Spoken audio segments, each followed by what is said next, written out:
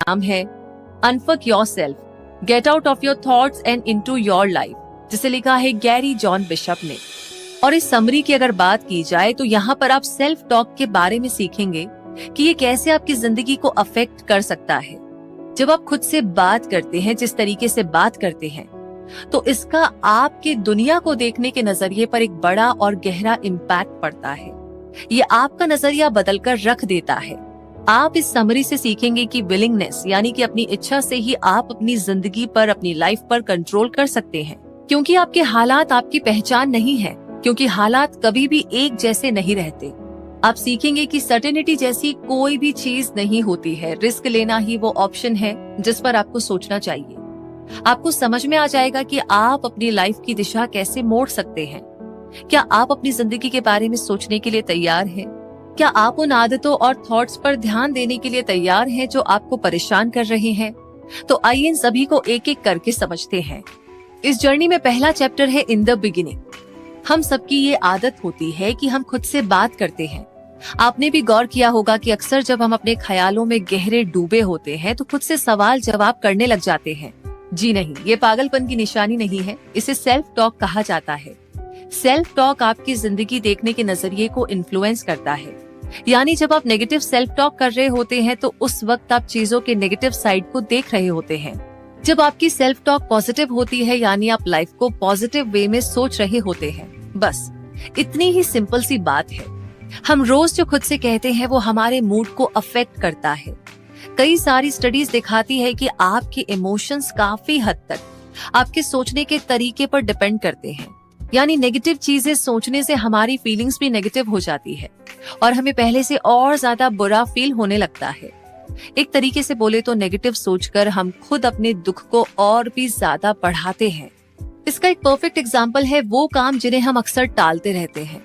आप उन कामों से दूर भागते हैं क्योंकि आपको वो काम काफी चैलेंजिंग लगते हैं और आपकी नेगेटिव फीलिंग उस चीज को आपके लिए इतना बोरिंग बना देती है कि आपका उस काम को करने का जरा भी मन नहीं करता और लास्ट में आप उस काम को छोड़ ही देते हैं और उसके बाद एक गिल्ट फीलिंग आकर आपको और भी ज्यादा परेशान करने लगती है। लेकिन क्या आप जानते हैं कि आप कितनी आसानी से अपने नजरिए या सोच को चेंज कर सकते हैं? मान लीजिए आपका दोस्त शिकायत कर रहा है कि लाइफ में कितनी मुश्किलें और परेशानियां हैं, तो आप भी कहीं ना कहीं उसकी बातों से इन्फ्लुएंस होकर के उसी की तरह सोचना शुरू कर देंगे। जाने अनजाने आप भी लाइफ को अपने दोस्त के नजरिए से देखना शुरू कर देंगे। आपको लगेगा कि लाइफ तो वैसे भी अनफेयर है, तो क्या फायदा मेहनत करने का, और आपकी ये छोटी सी सोच आपकी रियलिटी बन जाएगी। लेकिन फिक्र करने की कोई बात नहीं है। अगर आपको भी नेगेटिव सेल्फ टॉक करने की हैबिट है तो आपके लिए उम्मीद की किरण अभी भी बची है। जी हाँ, साइंटिस्ट ये डिस्कवर कर चुके हैं कि हमारे ब्रेन का स्ट्रक्चर फिक्स्ड नहीं है। इस कॉन्सेप्ट का नाम है न्यूरोप्लास्टिसिटी, यानी हमारे थॉट्स हमारे ब्रेन के स्ट्रक्चर को वाकई में चेंज कर सकते हैं। कोई भी नई चीज सीखने से ब्रेन के न्यूरल पाथवे यानी कि रास्ते चेंज हो सकते हैं। ये रास्ते ही डिसाइड करते हैं कि हमारी सोच और हमारा बिहेवियर कैसा होगा। इसीलिए अगर आप पॉजिटिव थिंकिंग की हैबिट डालेंगे तो आपका ब्रेन भी पॉजिटिव थिंकिंग के लिए एक नया पाथवे क्रिएट कर लेगा और धीरे धीरे आपको पॉजिटिव सोचने की आदत पड़ जाएगी। तो देखा आपने, हमारा ब्रेन कितना पावरफुल है।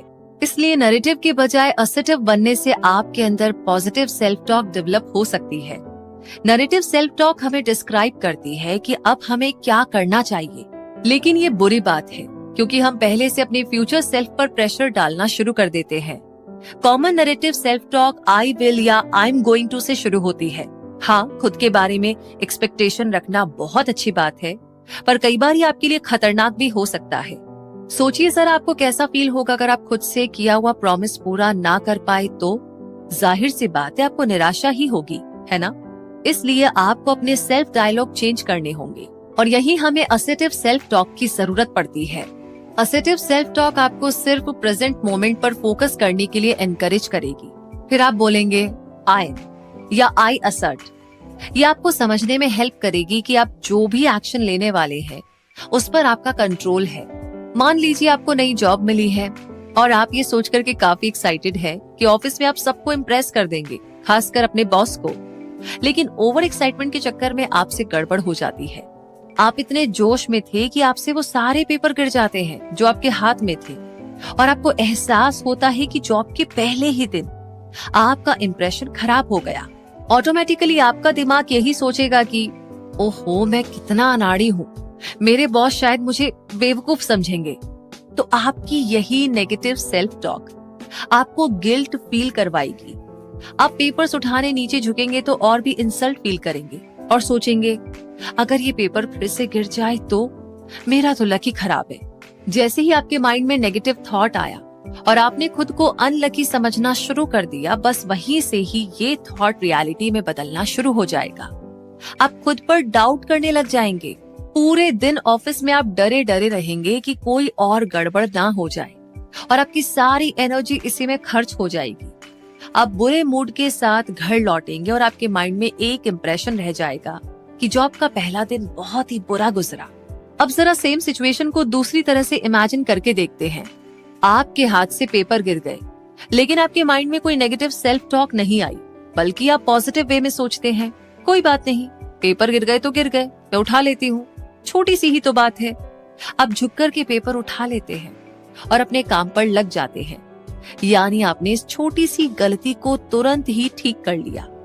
आपने इसे एक बड़ा मुद्दा नहीं बनाया और ये नहीं सोचा कि इससे आपकी इमेज खराब होगी।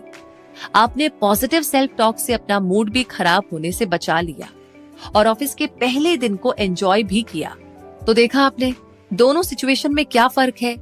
इसे हम कहते हैं पावर ऑफ सेल्फ टॉक, और यही वो तरीका है जिससे आप अपने सोचने का ढंग और जिंदगी जीने का तरीका बदल सकते हैं। अब बात करते हैं अगले चैप्टर की, आई एम विलिंग। यानी कि क्या आप एक बेकार जॉब में फंसे हुए हैं? क्या आप अपने रिश्तों से परेशान हैं? इन सभी सवालों के जवाब अगर हाँ में है तो एक ही सोल्यूशन है, और वो है क्विट। यानी जो चीज आपको परेशान कर रही है उसे छोड़ दीजिए।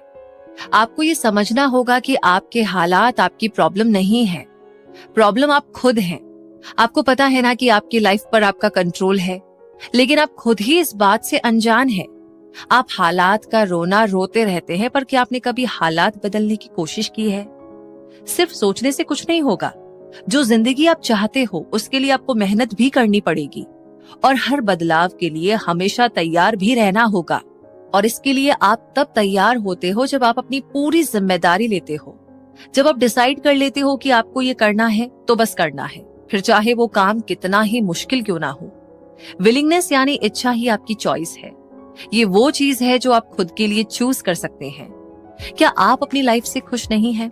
अगर हाँ तो गलती आपकी है, क्योंकि आपने खुद ही ऐसी कंडीशन चूज की है जो आपको दुखी बना रही है। आप खुद को ऐसी सिचुएशन में रखने के लिए तैयार हैं, तो बहाने मत बनाइए। अगर आप अगर मगर करेंगे तो इसका मतलब है कि आपकी इच्छा है ही नहीं। आप खुद अपने हालात को डिफेंड कर रहे हैं। दूसरों को या अपने आप को ब्लेम करने का मतलब है कि आपकी जिंदगी का कंट्रोल आपके हाथ में नहीं है। यानी आपने अभी तक चार्ज लिया ही नहीं। इसका मतलब आप अभी तक खुद को अपनी लाइफ का एक्टर समझ रहे हैं, जबकि आप तो डायरेक्टर हैं। आपको एक बात तो गांठ बांधनी ही होगी कि आपकी लाइफ सिवाय आपके और किसी के कंट्रोल में नहीं हो सकती। आपकी विलिंगनेस को तब तक ताकत मिलती है जब आपको पता होता है कि कोई काम आप क्यों कर रहे हैं, या कोई एक्शन आपने क्यों लिया। क्यों आप कोई नई स्किल सीखना चाहते हैं? क्या वाकई में आपको उसमें इंटरेस्ट है? क्या इससे आपकी लाइफ की क्वालिटी में इम्प्रूवमेंट आएगा? या फिर आप सिर्फ ये सोच करके सीखना चाहते हैं कि हर कोई सीख रहा है तो मुझे भी सीख लेना चाहिए? जब आप अपनी विलिंगनेस का पर्पस समझने लगेंगे तो आपको फ्यूचर भी साफ साफ नजर आएगा। आपको पता होगा कि क्या एक्सपेक्ट करना है और आप खुद पर ज्यादा से ज्यादा फोकस कर पाएंगे। मान लीजिए कि आपको राइटिंग के फील्ड में जाना है, पर आप डरते हैं कि आपको ठीक से तो लिखना ही नहीं आता। लेकिन ये एकदम झूठ है। सच तो ये है कि आपने पूरी कोशिश ही नहीं की। आपके अंदर उतनी विलिंगनेस नहीं आई। तो पहले खुद से पूछिए कि क्या मैं अच्छा राइटर बनने के लिए तैयार हूँ। ये सवाल खुद से पूछने से आपको वो सारी पॉसिबिलिटीज नजर आने लगेगी जो आपकी पहुंच में है। ये बोलकर यस आई एम विलिंग आप खुद की लाइफ की रिस्पॉन्सिबिलिटी ले रहे हैं। तो एक बार फिर ऑथर आपसे पूछते हैं, आर यू विलिंग? एक स्टडी के अनुसार हर 5 में से 1 अडल्ट अपने बचपन में किसी न किसी दर्दनाक एक्सपीरियंस से गुजरा है। ये भयानक एक्सपीरियंस कई बार हमारी डिस्ट्रक्टिव हैबिट की नींव बन जाती है। डिस्ट्रक्टिव हैबिट इंसान की जिंदगी बर्बाद करके रख देती है। रिसर्च से पता चला है कि किसी भी तरह के सदमे से होने वाले असर का इलाज पॉसिबल है, लेकिन ये बहुत ही मुश्किल है जब तक कि खुद पेशेंट इसके लिए तैयार ना हो, जब तक कि वो खुद अपनी हेल्प ना करना चाहता हो। अगर पेशेंट तैयार है तो हीलिंग प्रोसेस फास्ट हो जाता है और कुछ लोगों के लिए कम डरावना भी। लेकिन अगर पेशेंट ही अनविलिंग है, यानी उसकी खुद की ही इच्छा नहीं है, तो कोई कुछ कर ही नहीं सकता। थेरेपी का पर्पस अगर पता हो तो ये और भी इफेक्टिव होता है। थेरेपिस्ट ने भी शायद इस बात को नोटिस किया होगा कि जो पेशेंट अपने इलाज का, अपने ट्रीटमेंट का पर्पस समझते हैं, वो दूसरे पेशेंट्स के मुकाबले बहुत जल्दी रिकवर कर लेते हैं, क्योंकि किसी से कोई बात छुपाना दिल पर बोझ जैसा लगता है। जैसे मान लो आपने एक भारी भरकम इन्वेस्टमेंट का रिस्क लिया जिसका उतना प्रॉफिट नहीं हुआ, तो आप शायद सोचेंगे मैं अपनी वाइफ को इस बारे में कुछ नहीं बताऊंगा, वो बहुत नाराज होंगी। पर ये सीक्रेट आपको रोज गिल्टी फील करवाएगा। जिनसे आप प्यार करते हैं अगर उन्हीं से हेल्प नहीं मांग पाए तो क्या फायदा। इससे आपके रिश्तों में भी फर्क पड़ेगा और ऊपर से आपका मूड और भी ज्यादा खराब हो जाएगा। ऐसे में खुद से सवाल पूछिए, क्या मैं अपनी पत्नी को सच बताने को तैयार हूँ? क्या मैं बिना कोई सीक्रेट रखे या बात छुपाए जीवन जीने को तैयार हूँ? ये सवाल आपको एहसास कराएंगे कि आपको अपने एक्शन की जिम्मेदारी लेनी होगी। प्रॉब्लम से भागना सॉल्यूशन नहीं है, बल्कि इससे आपकी परेशानी और भी ज्यादा बढ़ जाएगी। इसलिए खुशहाल और आजादी भरी लाइफ के लिए खुद को तैयार कीजिए, क्योंकि आप ये डिजर्व करते हैं। और अब बढ़ते हैं अगले चैप्टर की तरफ, आई गॉट दिस। यानी कि मान लो आप अपने कंप्यूटर पर काम कर रहे हैं, आप काफी प्रोडक्टिव फील कर रहे हैं क्योंकि आपको एक प्रोजेक्ट फिनिश करना है, लेकिन तभी अचानक से आपका कंप्यूटर क्रैश हो जाता है। जब आपने अपना प्रोजेक्ट चेक किया तो पता चला कि सारी फाइल्स आपकी उड़ गई है, यानी जितना काम आपने किया था सब डिलीट हो गया। बस फिर क्या था, आप गुस्से से पागल हो जाते हैं और आपका मूड खराब हो जाता है। इस वजह से आपका पूरा दिन बर्बाद हो जाता है। ऊपर से आपका कलीग अजीब सा बिहेव करता है, वो एक ही सवाल बार बार पूछकर आपको इरिटेट करने लगता है। लंच करते टाइम भी आपको गुस्सा आता है, लोग इतनी जोर जोर से क्यों बातें करते हैं। फिर आप अपने काम के बारे में सोच सोच कर और भी ज्यादा फ्रस्ट्रेट हो जाते हैं। आपकी भूख भी मर जाती है। आप एक खराब मूड के साथ घर पहुंचते हैं और अपनी फैमिली को इग्नोर करते हैं, क्योंकि आपका सारा फोकस आपके प्रोजेक्ट पर है जो कि कंप्लीट नहीं हुआ है। तो ये एक छोटा सा एग्जाम्पल है कि कैसे एक नेगेटिव थॉट या एक्सप्रेशन हमें परेशान कर देता है। ये ना सिर्फ हमें नुकसान पहुंचाता है, बल्कि हमारे रिश्तों को भी अफेक्ट करता है। अगर आपने इन इमोशंस को कंट्रोल नहीं किया तो ये आपकी लाइफ के हर हिस्से को अफेक्ट कर देगा। आपके रिलेशन टॉक्सिक यानी कड़वाहट से भर जाएंगे। आपकी पूरी सोच ही टॉक्सिक बन जाएगी। रियलिटी को लेकर के आपका नजरिया नेगेटिव होता चला जाएगा। तो ये सब जानने के बाद में अगला सवाल आता है कि इस नेगेटिविटी को आप अपनी लाइफ में आने से कैसे रोकेंगे। तो ये याद रखिए, हमारे हालात चाहे कितने भी बुरे हो, पर कोई ना कोई इससे भी बदतर जिंदगी जी रहा होगा। दूसरे शब्दों में कहे तो दुनिया में हमसे भी ज्यादा परेशान और दुखी लोग हैं, जो इतनी परेशानियों के बावजूद भी हौसला और हिम्मत बनाए रखते हैं। इन लोगों से हम काफी कुछ सीख सकते हैं। हालांकि ये सच हमारी प्रॉब्लम किसी भी तरीके से सॉल्व नहीं कर सकता, पर हाँ, ये हमें हिम्मत जरूर दे सकता है और अपने इमोशंस पर कंट्रोल रखने की ताकत भी। आपको ये ध्यान में रखना चाहिए। ध्यान से अपनी जिंदगी को देखिए, अपने अच्छे पलों को याद कीजिए, अपनी जीत का जश्न मनाइए। याद है आपको उस दिन जो आपने प्राइज जीता था, या जब आपका पहला बेबी हुआ था तो आप कितने खुश थे। आपकी लाइफ की पहली जॉब या सैलरी मिलने पर आपको कितना प्राउड फील हुआ था। ये छोटे छोटे पल आपकी जीत के पल ही तो हैं, लेकिन आपको अपने फेलियर भी नहीं भूलने चाहिए। आप शायद उन दिनों को याद करके उदास हो जाएंगे जब किसी ने आपको सपोर्ट नहीं किया था, जब आप एकदम अकेले पड़ गए थे, या वो पेनफुल ब्रेकअप। याद कीजिए तब आप कितने उदास और अकेले थे। ये सारे एक्सपीरियंस चाहे जीत के हो या हार के, दोनों का ही आपकी ग्रोथ में बराबर का कंट्रीब्यूशन रहा है। तब भी आपको यही लगा था कि आप इस मुसीबत से कभी भी बाहर नहीं निकल पाएंगे, लेकिन आप निकल आए थे। ठीक एक तस्वीर की तरह ही आप जितना पीछे जाएंगे उतनी ही क्लियर पिक्चर आपको नजर आएगी। बेशक आपकी प्रॉब्लम रियल है और आपके इमोशंस भी उतने ही वाजिब है, लेकिन हमारा गोल है लाइफ को अलग एंगल से देखना, अपनी प्रॉब्लम को एक साइड में रखकर कुछ देर दूसरों की लाइफ के बारे में गौर करें तो पता चलेगा कि ऐसे कई सारे लोग हैं इस दुनिया में जो हमसे भी बहुत ज्यादा बड़ी प्रॉब्लम में फंसे हुए हैं। जो प्रॉब्लम हमारे लिए शायद बहुत बड़ी है, क्या पता कोई और उससे भी बड़ी प्रॉब्लम से जूझ रहा हो। लेकिन जिंदगी हार मानने का नाम नहीं है। हम अपनी प्रॉब्लम का सलूशन ढूंढ सकते हैं, बेशक इसमें टाइम लगे, पर यह नामुमकिन नहीं है। अगर हम परेशान हैं तो और लोग भी तो परेशान हैं, तो क्यों ना हम अपनी परेशानी का सामना पूरी हिम्मत और जोश के साथ करें। जैसे कि मान लीजिए ऑफिस में किसी कलीग के साथ बातों ही बातों में किसी बात पर आप डिसएग्री हो जाते हैं। अब दोनों को ही गुस्सा आता है और कोई भी झुकने को तैयार नहीं। आप फ्रस्ट्रेटेड और टायर्ड फील करते हैं क्योंकि आप जल्द से जल्द उस मामले को सॉल्व करना चाहते हैं, लेकिन ऐसा किसी तरह हो नहीं पा रहा। तभी आपको याद आता है कि कई साल पहले जब आपके दोस्त से आपकी किसी बात पर बहस हुई थी तो आप चुपचाप उठ करके वहां से चले गए थे और कुछ टाइम तक आपने एक दूसरे से बात नहीं की। और 1 घंटे के बाद आपके और आपकी दोस्त दोनों का गुस्सा जब शांत हुआ तो आप फिर से नॉर्मल बात करने लगे थे। तो बस आपको आइडिया मिल जाता है। आप भी अपने कलीग के सामने से उठकर चले जाते हैं और उसे भी बाद में अपनी गलती का एहसास होता है, और इस तरह गुस्सा ठंडा होते ही आप दोनों किसी नतीजे पर पहुंचते हैं। तो ये एक्सपीरियंस आपके करंट इशू पर अप्लाई हो सकता है। आप इसे अपने कलीग के सामने रखते हैं और वो एग्री हो जाता है, और 1 घंटे बाद आप दोनों किसी नतीजे पर पहुंचते हैं। तो पास्ट एक्सपीरियंस आपको अपनी लाइफ को गाइड करने में हेल्प करते हैं। ये चीजों को एक नजरिया भी देता है। किसी एक प्रॉब्लम की वजह से आपकी ग्रोथ नहीं रुक सकती। हर रुकावट जो आप क्रॉस करते हैं वो आपको और भी ज्यादा स्ट्रॉन्ग बनाता है। तो अब एक गहरी सांस लीजिए, क्योंकि आप इस लेसन का मीनिंग समझ चुके हैं। और अब बारी है अगले लेसन की, आई एम्ब्रेस अनसर्टेनिटी। यानी कि हम इंसान पैदा ही अनसर्टेनिटी के लिए हुए हैं। हमारी यही कोशिश होती है कि फ्यूचर में होने वाली घटनाओं का हमें पहले से पता लग जाए। आगे क्या होगा या क्या होने वाला है, ये जानना हमेशा सेफ रहता है। जैसे कि ये पता होना कि कल बारिश होगी तो हम छाता लेकर तैयार रहते हैं। लेकिन सर्टेनिटी हमारी ग्रोथ को रोकती है। जो चीज सर्टेन है वो फिक्स्ड है, और जो फिक्स्ड है वो चेंज नहीं हो सकती। जब तक आप नए रास्ते एक्सप्लोर नहीं करेंगे, आप आगे नहीं बढ़ पाएंगे। ये बिल्कुल ऐसा ही है जैसे कि हम मैथ्स की प्रॉब्लम को सॉल्व करने की कोशिश करते हैं।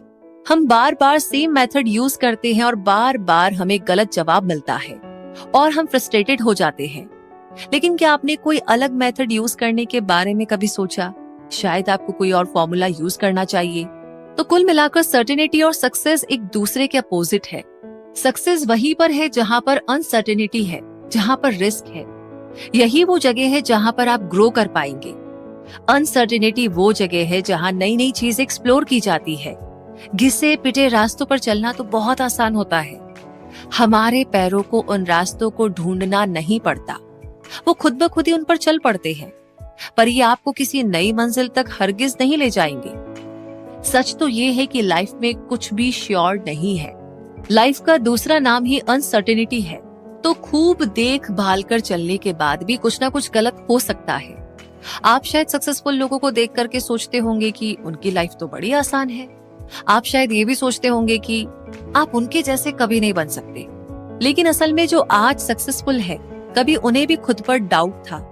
उन्हें भी ये पता नहीं था कि उनका अगला स्टेप क्या होगा। पर क्या ये अनसर्टेनिटी उन्हें रोक पाई? बिल्कुल नहीं। उन्होंने हार नहीं मानी, वो आगे बढ़ते गए और अंत में वो अचीव किया जो उन्हें चाहिए था। इसीलिए अनसर्टेनिटी के साथ जीने का ये मतलब नहीं है कि आप सब कुछ चांस पर छोड़ दें, बल्कि इसका मतलब है कि आप रिस्क लेने से और किसी भी तरह की चेंज से नहीं डरते। आप फेल भी हो सकते हैं और सक्सेसफुल भी हो सकते हैं।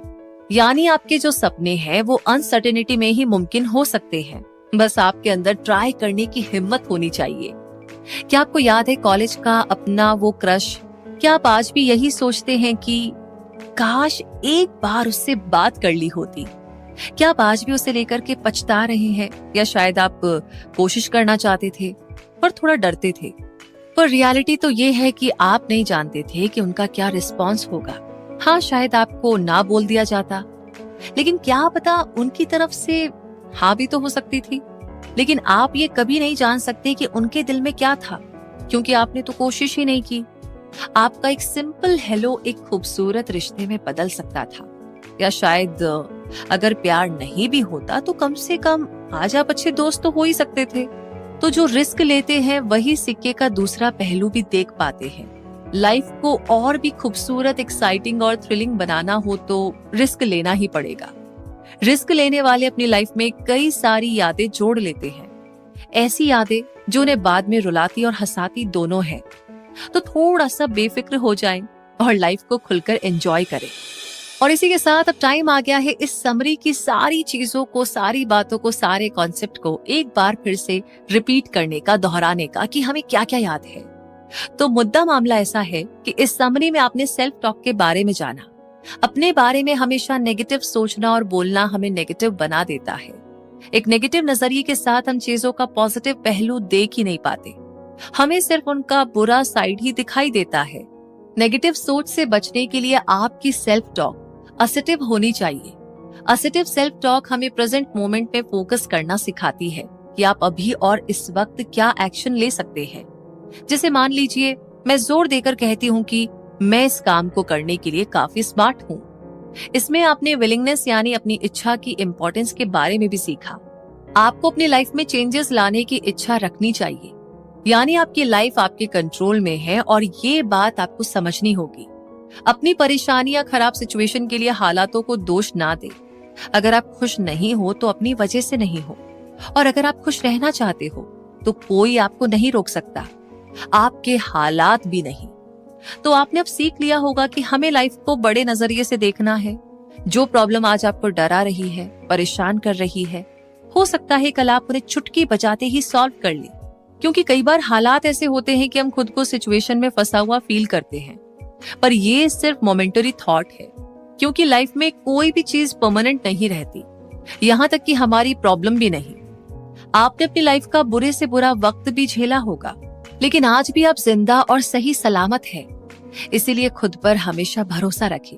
आपने समरी से ये भी सीखा कि लाइफ में रिस्क लेना भी जरूरी होता है। लाइफ में कुछ भी फिक्स या सर्टेन नहीं है। जहाँ सपने हैं, जहाँ गोल्स है, वहीं अनसर्टेनिटी भी है। इसलिए अगर आप जानी पहचानी सिचुएशन या कंफर्ट जोन की तलाश में रहेंगे तो कभी भी कुछ अचीव नहीं कर पाएंगे। इसी तरह रिजेक्शन भी लाइफ का एक इम्पॉर्टेंट पार्ट है, लेकिन सक्सेस भी इंतजार के बाद ही मिलती है। आपको समझना होगा कि जब तक आप एक्शन नहीं लेंगे ये सारे टिप्स बिल्कुल बेकार हो जाएंगे। जो इम्पोर्टेंट है वो है आपका अगला कदम। अपने थॉट्स की पावर को समझिए। अगर आप कोशिश करेंगे तो कुछ भी इम्पॉसिबल नहीं है, और एक अच्छी और खूबसूरत जिंदगी एग्जैक्टली आपके अपने कंट्रोल में है। और इस बहुत ही अमेजिंग पावरफुल लाइन को बोलने के साथ मैं कहूंगी ये समरी तो यहीं पर कंप्लीट होती है। और हमेशा की तरह हमारी जिंदगी का जो अगला कदम है वो इसी पावरफुल थॉट के साथ शुरू होना चाहिए कि हमारी जिंदगी हमारे कंट्रोल में है, कैसे है और कैसे नहीं है, और आगे कैसे कंट्रोल में करना है, ये सब हमने जान लिया है इस समरी में। तो एक्शन लीजिए, आगे बढ़िए। और हाँ, आगे बढ़ने से मुझे याद आया कि प्लीज कमेंट बॉक्स में लिख करके जरूर बताइएगा ये समरी आपको कैसी लगी। इस समरी की कौन सी लाइन ने ना आपका दिल छू लिया कि बस यार अब बहुत हो गया, अब खुद के लिए जिएंगे, अब खुद के लिए करेंगे। एनीवे, जो भी आप महसूस कर रहे हैं जरूर बताइएगा कैसी लगी आपको ये सब।